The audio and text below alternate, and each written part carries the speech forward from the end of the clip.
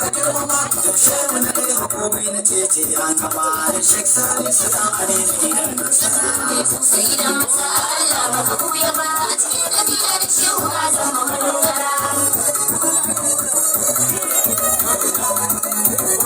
Kore mana arziki shehu mai tarin yawa kuma kai ka tsaya mana da mu da daga abubuwa ga mana juriya cikin yanayin rayuwa ga mana mulki yau mu kai fasa rayuwa da shek salisu ka rarraba mana damara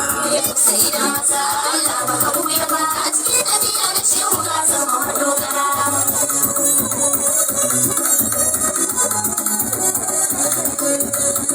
sallama masoya tufa da ke daga na ku abubakar muhammad birkin yake kan faira sai kashe da kauna da ke da mashari na kusa ne shirga ne da ke ya bar ku a lafiya masoya a matogara sai da mata